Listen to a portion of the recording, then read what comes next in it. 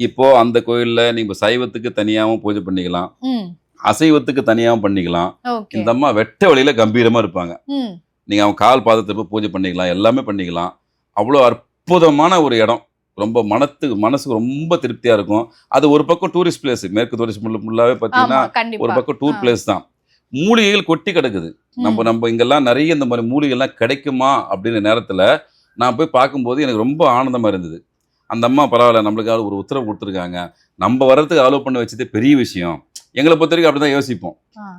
இப்ப 1000 தான் ஒரு சில கோயிலுக்கு நம்ம என்னதான் நெனச்சாலும், பக்கத்துல இருக்கிற கோயில் கூட ஒரு சில இடத்துல நம்ம போ முடியாது. கண்டிப்பா.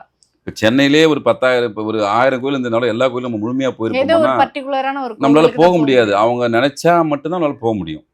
அதுல உத்தரவுன்றது இறை உத்தரவு வந்தா மட்டும் தான் ஒருத்தர் எதுலயுமே போ முடியும். ம். அந்த மாரி இந்த காளி அம்மா பரவால்ல அவரு நம்ம உத்தரவு கேட்டு நீங்க வரலாம்னு சொல்லிட்டு அனுமதி குடுத்ததுனால, அதுக்கு இத்தினி காலமா நான் செஞ்ச எங்க அப்பா, அம்மா செஞ்ச புண்ணியம், எங்க குருநாதருடைய அருளாசி, கண்டிப்பா. நம்ம அந்த கால்ல அந்த அந்த அந்த அம்மாவுடைய கால்ல போய் நிக்கணும்னு சொல்லிட்டு நமக்கு பிராப்தம் இருக்குது. ம். என்ன பொறுத்தவரைக்கும் எனக்கு அதுவே பெரிய விஷயம் தான். பரவால்ல நீ கண்டிப்பா. எனக்கு உள்ள வரக்கூடிய அளவுக்கு ஒரு தகுதிய குடுத்துருக்கன்னா, அது பெரிய விஷயம் தான்மா அப்படின்னு சொல்லிட்டு மனசார வேண்டின்னு வந்தோம்.